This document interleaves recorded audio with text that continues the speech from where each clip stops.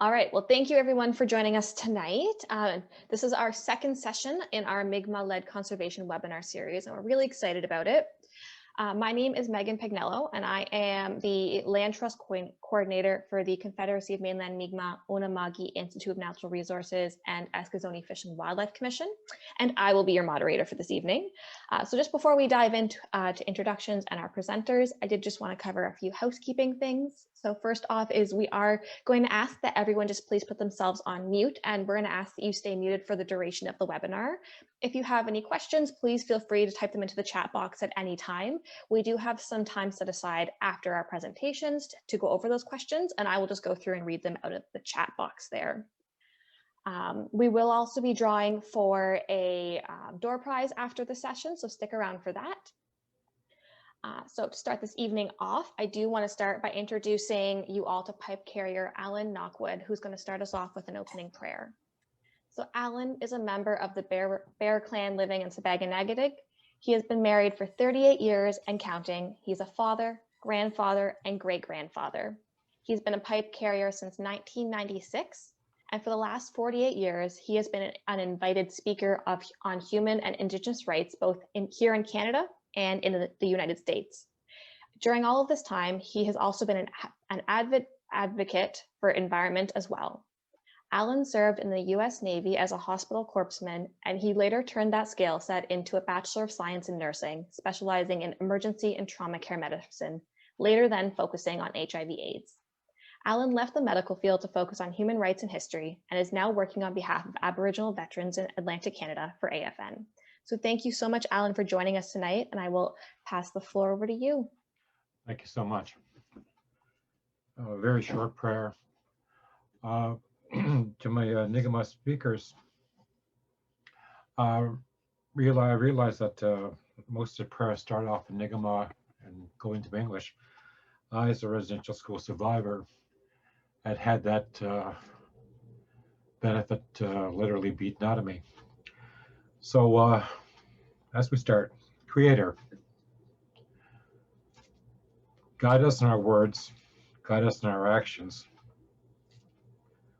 Guide us to take care of Mother Earth as is our instructions to do so. Watch over this land and all these lands with COVID right now, and pray that we found our way through this pandemic. And may this pandemic kind of lead us into a realization just how very connected we are to the environment. And if we can take care of ourselves during a pandemic, we can also take care of the environment with equal ease and skill. I'm confident that the instructions that the Creator gave us will work towards a common goal, that is survival for all of us. I'm Nogama Wela'liek. You're welcome. Yes, Wela'liek Allie, thank you for starting us in the right way tonight. And from there, I would like to now introduce you to our presenters. So tonight we are joined by Allie Rivers, Trish Nash, and Allison McIsaac, who will be building off of our last session on IPCAs. And tonight we'll be discussing specifically IPCAs within a Nova Scotia context. So Allie Rivers is the Indigenous Protected and Conserved Areas Project Coordinator at the Confederacy of Mainland Mi'kmaq, and she's been working with CMM for almost 3 years. Allie graduated from Dalhousie University with a Bachelor of Science with a major in biology and a minor in ocean science. Allie was born and raised in Pictou County, Nova Scotia, and spends her spare time hiking, bird watching, and baking. Trish Nash is the Indigenous Protected and Conserved Areas Program Manager at the Unama'ki Institute of Natural Resources. Trish is of Adahoni and European descent and grew up alongside the Grand River in southern Ontario. She has worked for a number of Indigenous nations and organizations across Canada on sovereignty and self-determination. And then Allison McIsaac is a biologist and has been working at Eskasoni Fish and Wildlife Commission for close to 25 years. She's supporting EFWC's IPCA project alongside Executive Director Tom Johnson. Allison is a mother of 2, and her favorite animal is the oyster. So welcome to Allie, Trish, and Allison. And I'm just going to pull up your presentation and we will get started.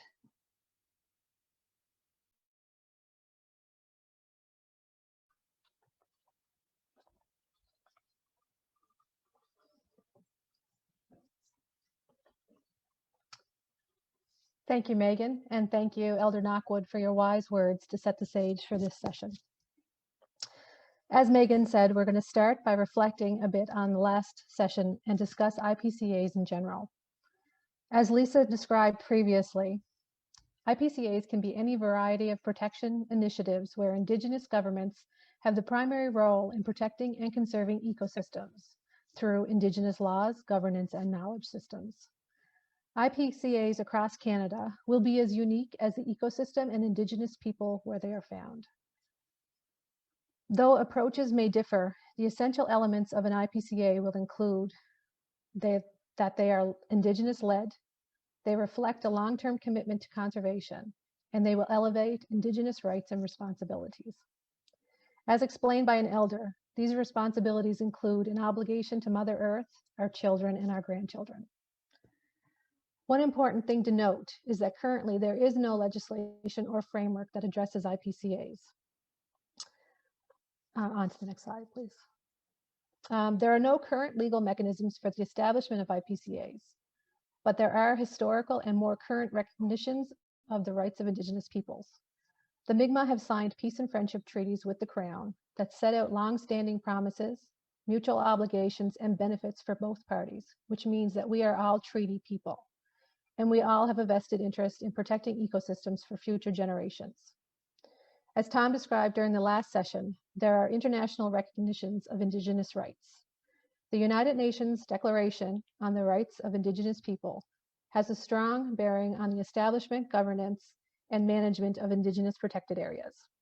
In fact, most of the UNDRIP articles apply to IPCAs, and these can be described in 7 broad, mutually reinforcing bundles of rights. These are human rights and freedoms, self-governance, sovereignty, self-determination, including the requirement of providing free, prior, and informed consent, ownership, use, and management of territory, land, and resources, culture and religion, including languages, histories, knowledge, traditions, and customs, as well as maintaining Indigenous people's spiritual relationship with their territories. Other rights include customary institutions and the exercise of customary law, right to the environment, including appropriate assistance in maintaining the environmental integrity and capacity of an Indigenous territory, and development. And this includes developing their own development goals, consistent with Indigenous identities, cultures, needs, and aspirations. Nationally, the Truth and Reconciliation Commission's call to action, specifically Article 43, also supports IPCAs through its call upon federal, provincial, territorial, and municipal governments to fully adopt and implement UNDRIP as a framework for reconciliation. These are just some of the international and national mechanisms that affirm Indigenous rights and support the full and effective participation of Indigenous peoples in protecting the ecosystem for future generations. Next, please, thanks. The development and designation of IPCAs will require the building of relationships within communities, Indigenous groups, federal and provincial government, NGOs, and industries, depending on the area in question. To help guide the building of these relationships, we can look to the concept of ethical space as described in the We Rise Together report by the Indigenous Circle of Experts. Ethical space can bridge the differences in worldviews and develop a framework of dialogue with the overarching goal of reconciling with Mother Earth and protecting the environment for future generations.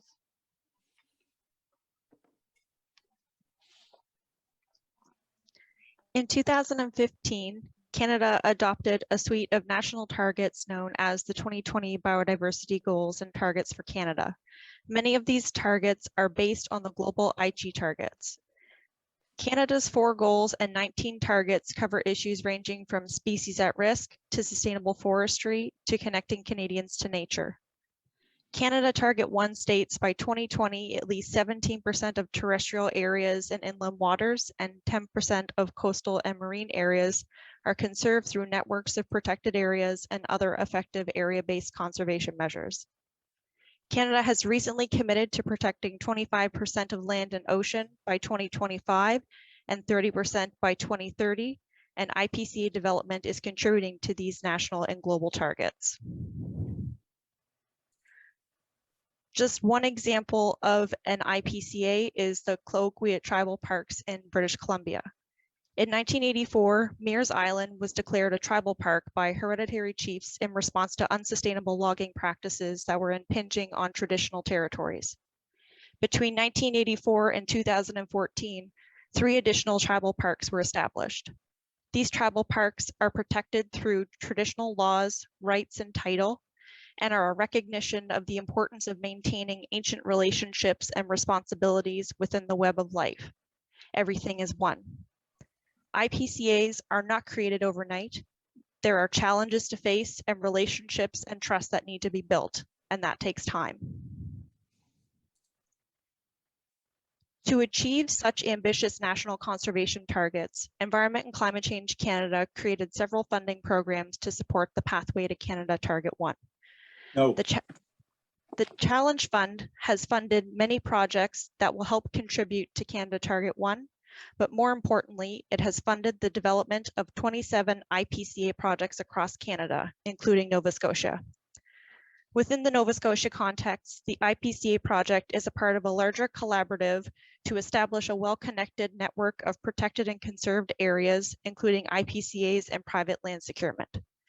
Project partners include the Crown, both federal and provincial, Nova Scotia Nature Trust, Ducks Unlimited Canada, Nature Conservancy of Canada, as well as several towns and municipalities.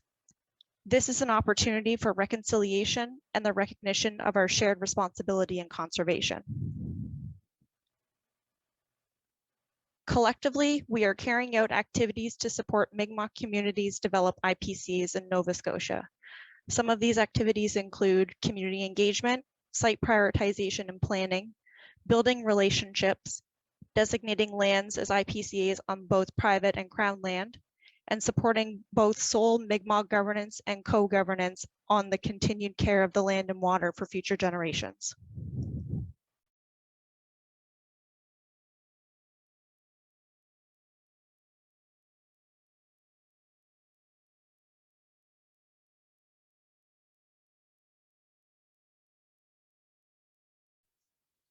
Trish, you're muted. Sorry. Let's take a little bit of a look at the Mi'kmaq IPCA project in Nova Scotia. The Mi'kmaq IPCA project is led by the Assembly of Nova Scotia Chiefs and coordinated by 3 groups: the Confederacy of Mainland Mi'kmaq, the Eskasoni Fish and Wildlife Commission, and the Unamug Institute of Natural Resources.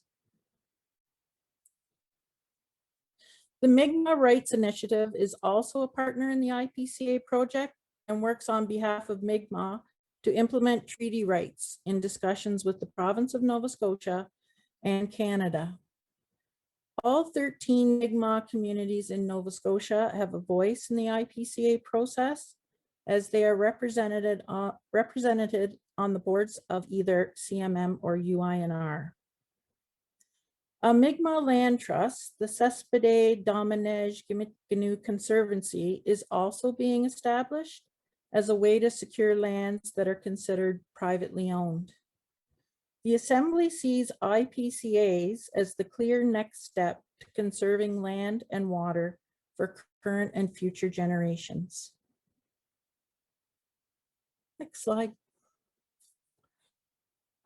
In the past, the colonial approach to managing protected areas was to prohibit people from accessing wilderness and practicing their traditional activities. In contrast, the Mi'kmaq see themselves as an intrinsic part of the environment, with a spiritual kinship to plants, animals, land, rocks, water. It was inconceivable that any human would have exclusive rights to a piece of land. Acknowledging the dark history of rights violations, forcible displacement, and loss of access to traditional territories, and moving forward in the spirit and practice of reconciliation, relationships are slowly being rebuilt. In 2011, the Mi'kmaq worked in partnership with the province of Nova Scotia to develop the Parks and Protected Areas Plan that was completed in 2013. Next slide. Nova Scotia is really unique in terms of land ownership, with almost 70% of the province being considered privately owned. All of this land is in the unceded traditional territory of the Mi'kmaq. So this creates a unique challenge to acquiring lands for IPCAs.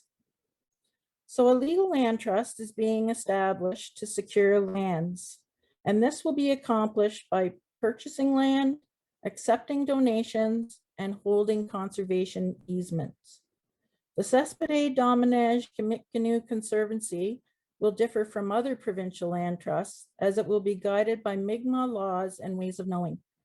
The first property was purchased a month ago in the vicinity of Goosegap's Cave.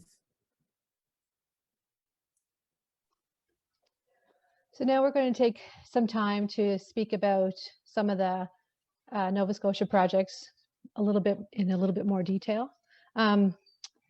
So first we'll start with the Eskasoni First Nations IPCA project. And that is being led by Eskasoni Fish and Wildlife Commission, which is a department under the Eskasoni Band Council. And it is involved with research, monitoring of environmental interests and concerns of the Eskasoni First Nation, among many other things. EFWC has been involved with the community's ecosystem committee, which was mandated by the Eskasoni Band Council to provide advice on ecosystem threats within the community, including habitat alteration and climate change impacts. This committee has been in existence in various forms over the years, with Chief and Council requesting that band staff meet to discuss environmental issues impacting the Eskasoni First Nation and including representatives within the community as well. This committee became more formalized in 2017 through a series of meetings and where the goal was to identify indicators of climate change for the purpose of land use planning within the community. Participants represented elders, youth, traditional resource users, Mi'kmaq foresters, band leadership, band staff, other organizations, both Mi'kmaq and non-Mi'kmaq, as well as external experts who were brought in as needed. And these included a hydrologist, a forest ecologist, and a natural scientist. It was also important to include the Mi'kmaq language throughout the process of this committee and its initiative. So our committee is now called the Wabidayeg Committee, a name that is derived by the youth developed acronym EYES Open, which stands for Eskasoni Youth and Elders Solving Our Present Ecosystem Needs. Through the course of these meetings, several indicators were identified. These include language and ecological knowledge, which includes the use and sharing of the language and knowledge, water quality and quantity, and how changes in both affect the infrastructure within the band in terms of drinking water and water treatment, the management of forest activities to protect groundwater supply, extreme weather events such as flooding and other climate change impacts, forest size composition, species inventory and age class, and species diversity, including very culturally important species, invasive species, and species at risk. The participants felt that all these indicators were equally important, which highlighted the interconnectedness of all things in the watershed. EFWC is now coordinating these efforts to protect the watershed in and around the community. And during these sessions, elders reminded us that how we treat the land is what it will give back to you. Next slide, please, Megan.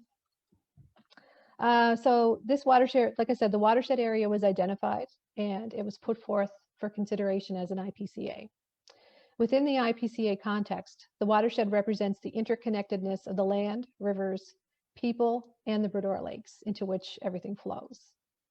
The goals of this IPCA designation will be to protect the Eskasoni watershed and a buffer area. This is an area rich in biocultural diversity, critical habitat, traditionally important species, species at risk, and it's being affected by climate change and invasive species. The second goal is to provide a space where healing can begin through reconciliation and reconnection with the land and water by promoting the language and cultural practices.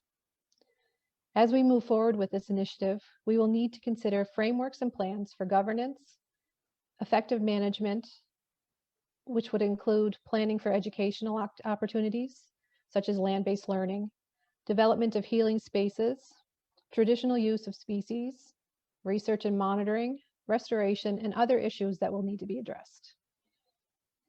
An integral part of this process is development of relationships. And these relationships have to be respectful and reciprocal relationships between the community, other Mi'kmaq organizations, governments, and other partners.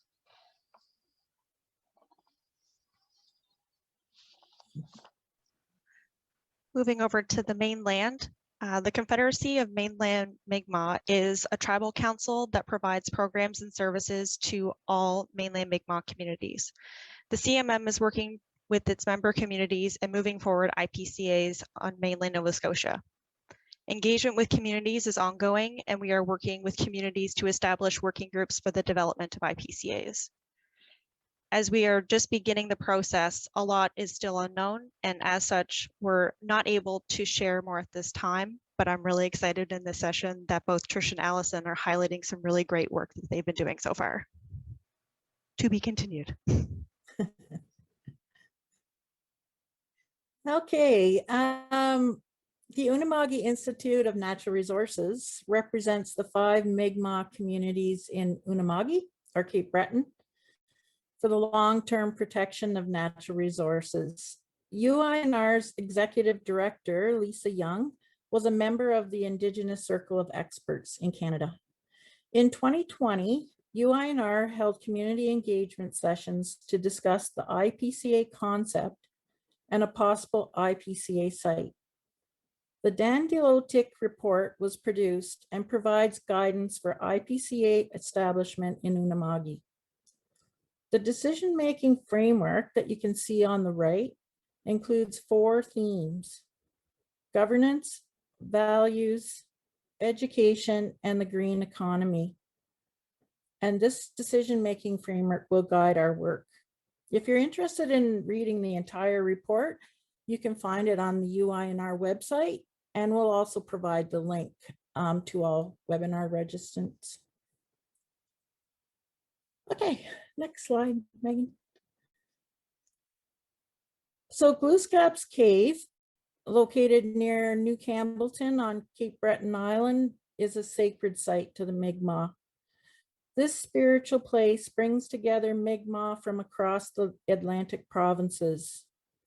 Following discussions with elders and community members, an area of interest for a proposed IPCA was identified. It includes a number of features important to the Glooscap legend. The cave, which is home to Glooscap, Glooskabiwituk, Glooscap's Canoe, or the Bird Islands, and Glooscap's Mountain, which is home to the Little People.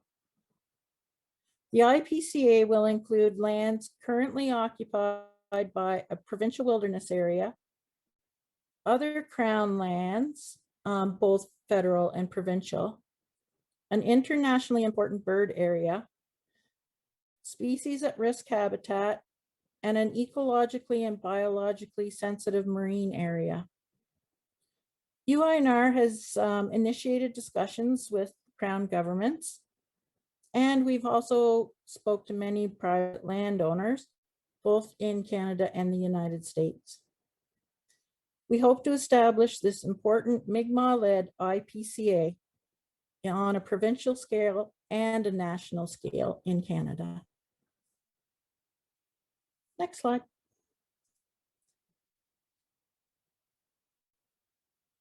The Unama'ki community engagement sessions that were held last year also defined the important role of guardians, or what we now call earth keepers, in the IPCA. Guardians will be the eyes and ears in IPCAs, where they will share Mi'kmaq principles and values, enforce Mi'kmaq laws, monitor biocultural indicators, and ensure the safety of visitors. The hope is that IPCAs will act as models for all people to connect and renew their relationship with the earth.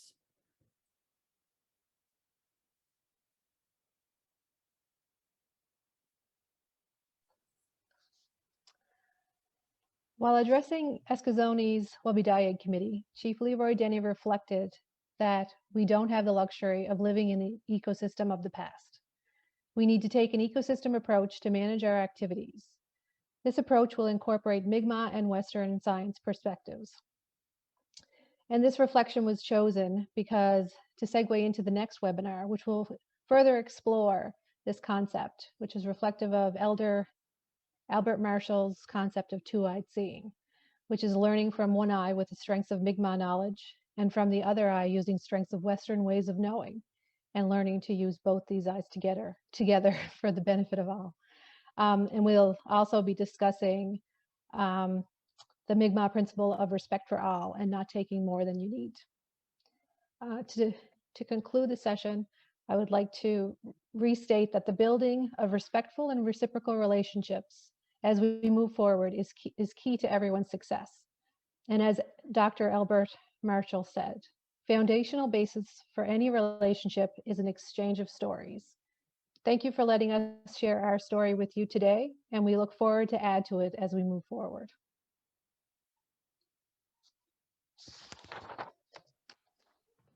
All right, so with that, thank you, Trish, Allie, and Allison. So if you guys did have any direct questions for any of our presenters, here are there's contact information.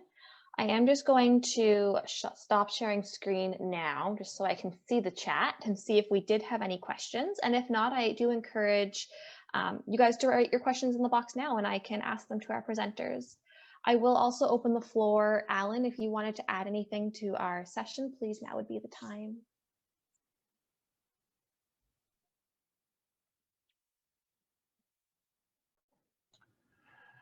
Yes, coming from the Sibignickety viewpoint, we're in a process of trying to save the Sibignickety River from a gas storage, unquote, project. We've been trying to set up dialogue with our local MLA, and we're having a great deal of difficulty trying to re-educate, if you will, the local governments around issues of environment, and trying to trying to invite them online to join us in concerns like this, because we are both of us are very much affected by all of these environmental concerns. How has your organization, Eskasoni, dealt with problems with the local, or are there any problems with the local MLAs in regards to environmental help? I guess I'm going to put that to Allison, I guess. Yeah, so, and Tom, please jump in if I'm missing something, but I don't, I think that would be more at the band level for where we are in our specific project for the IPCA right now. We're starting discussions with the province, and we've provided background information to the MLAs and the local municipal councillor, but we haven't started any real in-depth discussions. But I'm sure those discussions have happened at other levels on various issues. We've had flooding issues, we've had culvert issues, there's been illegal dumping and things like that. So maybe Tom can provide a little bit more information.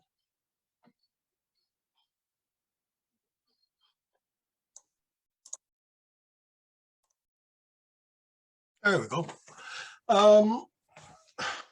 Alan, I don't think we've like dealt directly with MLAs per se, but we've done a number of projects in the past that we've put forward to various federal departments. And a lot of these reports are shared amongst the province. And when we do have certain issues in regards to the province, we raise them up with the, I don't know if it's Indigenous Affairs or Aboriginal Affairs, or it changes every year, I find, the name with the province. I think they're Indigenous now. And if we have concerns, we bring them up to the level, and they bring them up to the ministerial level, and we have chiefs talks amongst whatever that needs to be talked about. Now, in terms of your area and your Sebeganegati, you know, as you were talking about the river, and even just the name itself meaning the land of the groundnut or the Indian potato. And that term, you know, one of the things we have to ask ourselves is, why is that name attached to that specific area? And why isn't this land abundant with groundnuts anymore, or the Indian potato? I know there's a lot of farming activity where you are. I just drove by a few times. I don't really know the landscape there. And I know there's a number of farms that, you know, need to be, there's a lot of nitrogen content, I would assume, in the waters. And maybe that needs to be looked at, maybe do some studies. And the more Western science you can gather up and bring forth, the more they'll consider your request in terms of you have to talk their language, I guess. That's what you have to do. And once you've developed some sort of solid foundation as to where you want to go, then the relationship building can start. And it's a two-way relationship, you know. It's and in order for the river and the fish to thrive, there has to be some sort of balance. But yeah, that's all I have to say. Thank you, Sal. Getting back to the word for Sebeganegati and the reasons behind it not growing here anymore are twofold. One, Sebeganegati was our summer meeting place, and the Grand Councils used to meet here in the summer. And I think it's, and I might get a little off topic a little bit, but I think we're being punished by the lack of respect that we showed towards that plant. And I think the closest place we can find it growing now is in Pennsylvania. And it took me 40 years to even find out what it even looked like. And with the help of the Smithsonian Institute and what have you. As for governance, we have treaties out there, and any time that I bring up the word treaty, the governments, be it Indigenous or Aboriginal or whatever else name they want to put on their door at Province House, we have to go to a constant re-education. The bureaucrat that takes the head of that office finds out what's going on and how broad our scope is in terms of legislation. And I think what happens is they get extremely scared and run away. So the next group comes in and we have to start this whole process once again. That takes up most of our time here. I hate to make light of it, but it seems that's the way we have to work with these things. We have to constantly re-educate these peoples. And I'm looking forward to CMM and others in this area here and work with them in partnership. I am green with NB, the way the Eskasoni people are doing their work up there. I have the highest respect for Albert of what he's doing. And I believe that we here in Shubenacadie, Shubenacadie, should take that as an example of a framework from which to work with. I'll certainly bend the ear of our councillors in chief here and make it a little bit easier to get groundwork done. Allison, thanks. Back to you.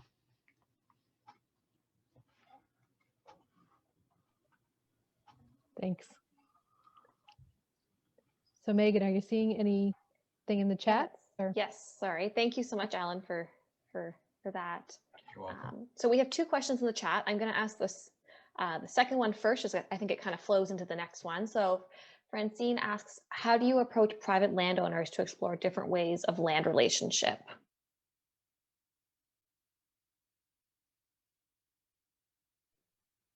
I can take this one. Thank you, Trish. If I remember to unmute myself. Yeah, no, really interesting. Around the Glue Gap Cave area, once we identified the landowners, we had a couple that lived nearby that was super helpful and supported the whole IPCA concept. And then basically I just called up people and said, here's what we're trying to do. This is what we're looking at. Lands were starting to really change hands. There were a lot of legacy properties that were in like the original settler families that were now had been left to subsequent generations. And people just didn't have the connection to that area anymore. So what was critical for us was there's a 1.7 kilometer trail from the end of the road that goes into the cave, and that property was all privately owned. So we wanted to maintain that access. But it's been incredible. People have been like super supportive, and we actually bought one property that came up on the market, and we're talking to two Americans about a number of different ways to secure the property. Like we would look at purchasing, we're looking at conservation easements, donations, like I said in the presentation. So, but learning about all the laws associated with this, especially tax laws in Canada and in the US, is like very complex. So we've had a lot of help from the province actually, and their staff. They've walked us through a lot of this and provided support. I don't know if anyone else wanted to comment on that. I think that was a great answer. And like I said, it kind of leads into another question in the chat from Paul is there a land size limit to enter into a land trust relationship, with one example being a portion of farmland on the Annapolis River?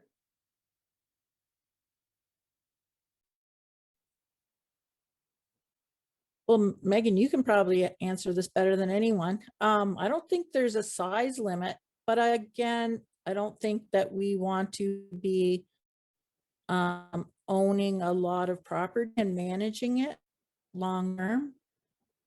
So right now we're trying to use this and see how this works out for the Mi'kmaq. And hopefully it's going to be set up in the fall this year, and then we'll move forward and see how that works out. I don't know, Megan, if you wanted to comment.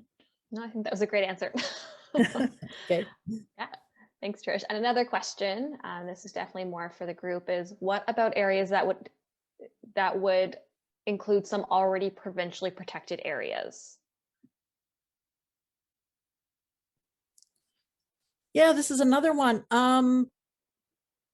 So in the area that we're looking at in Glooscap, it's already designated as a provincial wilderness area. So there's sort of two pieces. One actually contains the cave, and then the other piece is part of the mountain.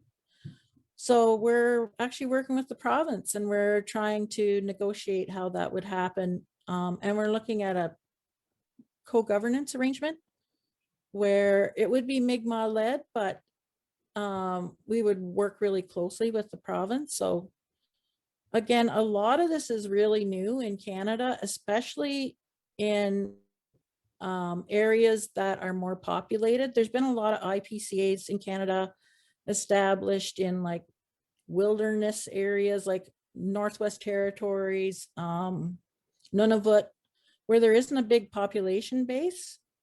So Nova Scotia, a lot of people are looking at Nova Scotia and how we develop IPCAs sort of as a model of how that could be used in other more populated areas.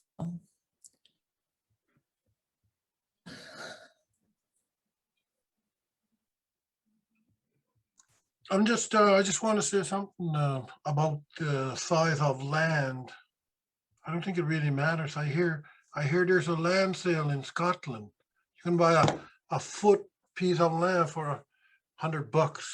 So if they can do, we can do it.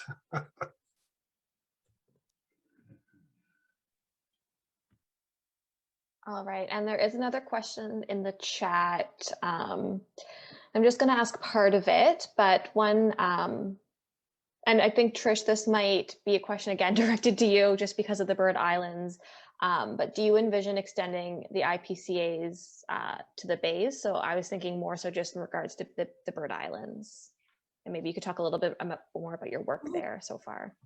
Yeah, so the bird islands are owned. The most northerly island is actually owned by the province and the federal government.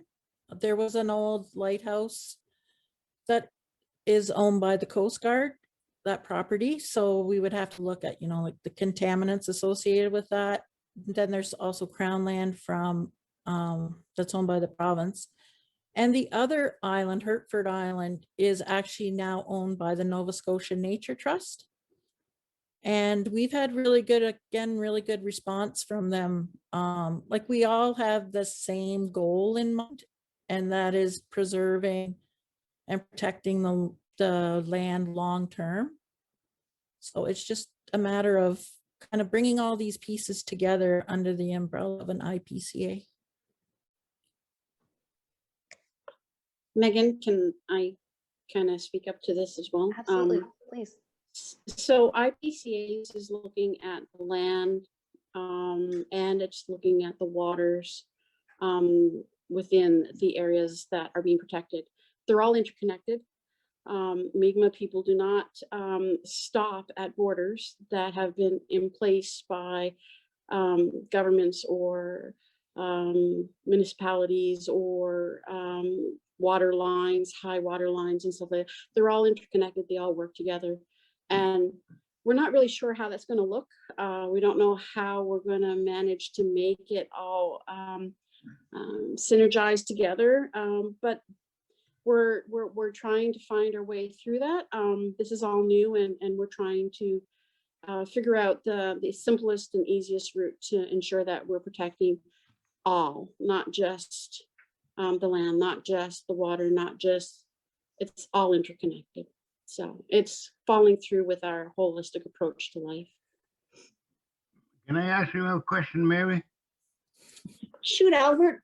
How often those distances change on a high water mark, considering How the often How often? Because considering the ocean levels are rising. That's a good question. I have no idea. I'm not the government. And I think it all depends on a lot of factors. Because I don't use those as linear delineations of anything, but the government does. And you're not only looking at sea level rise, you're also looking at coastal erosion, you're looking at accretion. So there's multiple factors in changing where those lines actually lie, Albert.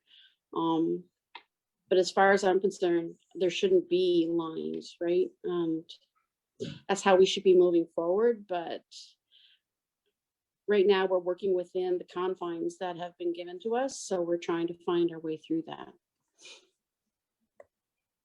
The other question I'd like to ask someone is that the criteria for IPCA compared to that land, protected areas. I mean, nature trust or whatever you want to call it.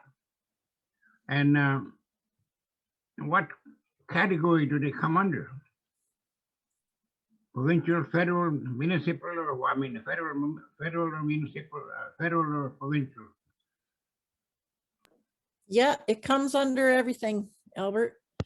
I think that's what we're really trying to do, is break down all those barriers and look at it from an ecosystem or a landscape approach. I think in the past it's been really piecemeal. Like if you want to do anything marine, you go to Department of Fisheries and Oceans. If you want to look at bird sanctuaries, you've got to go here. And like we're really hoping to bring that all together. And not get really caught up in all the jurisdictions. So it's going to be interesting to see what results from all that. I'm pretty optimistic. There's no path set yet, Albert. We're trying to find that path, and we're looking for guidance as well from all, and trying to make it work. Now, because the reason I'm asking these questions is I know this one farm is 400 acres. It's no longer pristine, but the land that's being kept pretty much in the same way as any other, like this land, whatever you want to call it. No development, no harvesting was ever allowed, and they're willing to donate that land to the Mi'kmaq. Now, but I guess they're still working out the legal details, because to ensure that the land will always be held in that whether it's a trust or whatever, that the land could never be developed, could never be sold. The land will be left in the natural state. Now, if this program sunsets, for example, IPCA or whatever, what happens to that parcel of land? I mean, as you know, government doesn't last forever, nor does government, in perpetuity. So what happens? What will happen to that land once the government loses interest on it, and all that fine work that I think we should then look at how do we then write something in it in which this land would revert back to the Indians, to the Mi'kmaq, because we don't know what's going to happen to that land once the government is no longer interested in keeping it in that protected area, and there's no guarantee that they wouldn't. Or is it too premature at this juncture to be asking these kind of questions? I think Megan can probably speak to this, but the land trust, there's all kinds of legalities associated with that. So in the bylaws, you basically have to put in some contingency. So if the land trust was ever to disband, then we have it set up that those lands would go to the organizations like UINR, CMM, EFWC. So, you know, we're trying to build all that in. And in order to give out like charitable receipts, you know, it's pretty tight. CRA has that really pretty much solid that you couldn't give that property away. Megan, maybe you want to talk to that? No, that's pretty much exactly it, Trish, is that throughout the registering it as an incorporation, everything like that, you do have to actually list out and have it signed off on what would happen should the land trust ever dissolve. And that's something that we have written into our bylaws to ensure that if something were to happen, the land would go to one of the another Mi'kmaq organization. So. Apply until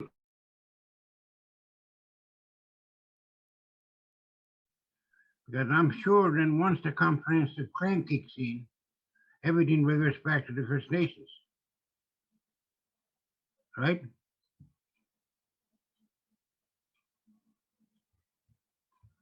And that's what I'm hoping anyway, because we're landless right now, and here we are. You know, it's really very, very difficult for any Mi'kmaq to really put their heart and soul into something, a land, how should be looked after, how should we look after it and all that stuff. And you know yourself, you have no land. You live in a postage size lots. For example, in Eskasoni, we're living in 840 acres for 5,000 people. And here we are trying to rack our brains of preserving with some kind of an integrity for other lands that were ours anyway. And I know that's not a very good sentiment, but I think, you know, that also should be considered when we're talking about these lands that need protection, yes. And but we're not too sure exactly under whose jurisdiction it will come under. And I think nobody knows at this juncture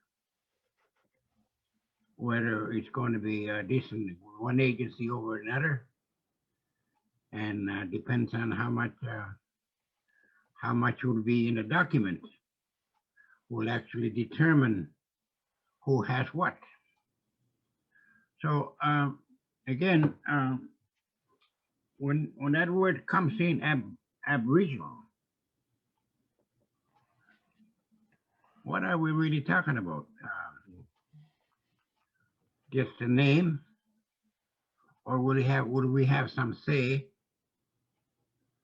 Would we have some control of what goes on to that land? That's one thing I'm not too clear of at this juncture, and I'd like to find out soon, someday, as to whose jurisdiction and whose authorities this piece of land is going to be placed at. If it's under government, of course, yes. And how much control and how much say will we have? Because we know for sure that even some of the protected areas at this point, they cannot be protected for any kind of oil explorations. And if this is something that always going to be over our heads, I wonder what if these exercises are worth going through them, because we can do everything right by the book. And the oil company come by and do all their things, and oh, the land is, the integrity of the land is gone. So as all that fine work, all that thing that goes on. So these are the things I believe that needs to be somehow known. Exactly how much protection that will this piece of land have? Would it exclude any kind of an exploration? And maybe Trish can answer that, because are you the facilitator for this, or is it Allison, or who is it? No, I'm not, but I'll answer it. Okay. Yeah, I know you bring up, like, I think everybody has the same concerns. But I really think things are changing. Like, I think on the international front and the national front, there is a lot more support for Indigenous rights and Indigenous protected areas. I really truly hope that what we do is going to sort of set the path for the future. I can even see like a real change in how we are relating to crown governments. I've been in this business for 30 years, and let me tell you, it was so hard, like, even to get acknowledged. But now, like, we're sitting at the same tables, and I think that, you know, I hope that that's going to result in good things, because again, it's all about the relationships and the respect and the trust. And I'm trusting that our partners are working together with us to make sure that these lands are protected for future generations. Yeah, I need to check something You know what, Trish, I don't want to insult you, but you know, I can't help but working now when you say trust. Indian affairs. Any government, has it ever been trustful to us? And I don't think I need one finger to count that. But what I'm saying here, though, is that you know, I want to have money, but I can't rely on playing lottery either. So what I'm saying is, what I'm trying to allude to is that we should have that in the language. Never mind wishing things will change. Our language has to be strong of saying that this, whatever we agree upon, it will be for in perpetuity. Yeah. Government, any kind of a government or industry cannot. Whether it's going to be abided by or not, that's besides the point. We'll cross that when it comes to. But I believe that should be in our language at the very beginning, if and when we decide exactly what area we're going to be working with. Is that possible? Yes. I'm hoping so. No, I don't like that word hope. May I? Yeah. I had the opportunity several years ago to visit New Zealand, and the Indigenous population down there had the exact same problems we had, only theirs was 35, 40 years ago. And they ran into a similar problem with the land. Now, perhaps we should look to their expertise and as to how we can set up a mutual respect for the environment and the peoples that live upon it. And in a very broad brush, that's exactly what we were trying to do here anyway.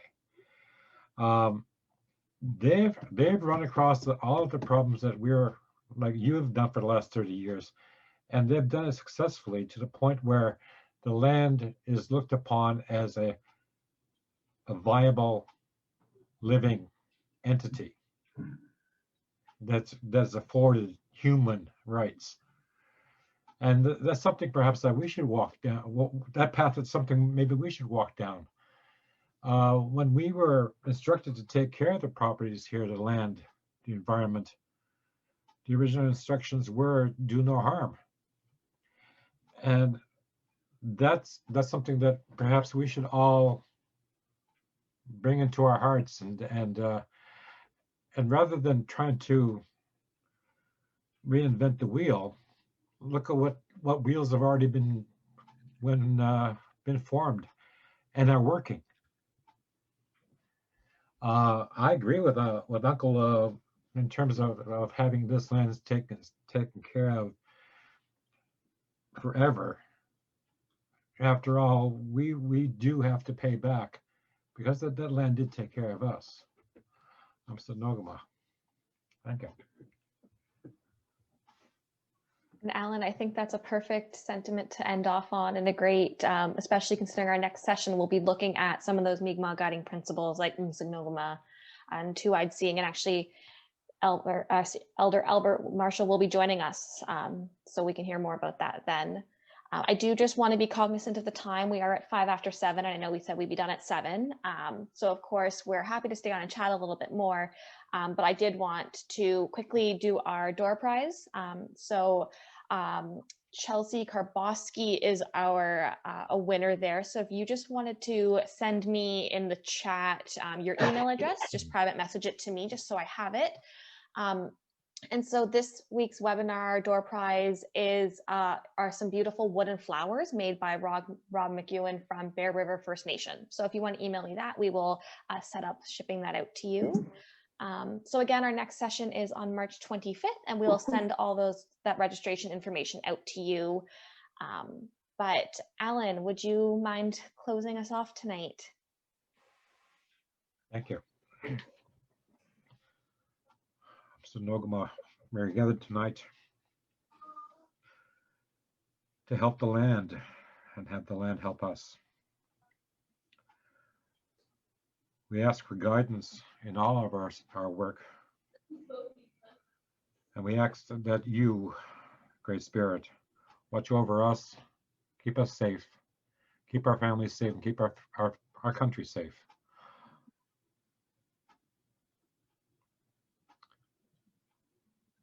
Valadio. I'm Nogama. I'm sitting up on the Wela'liek. Allie, I got it. Go away. All right, thank you, everyone, and have a great evening.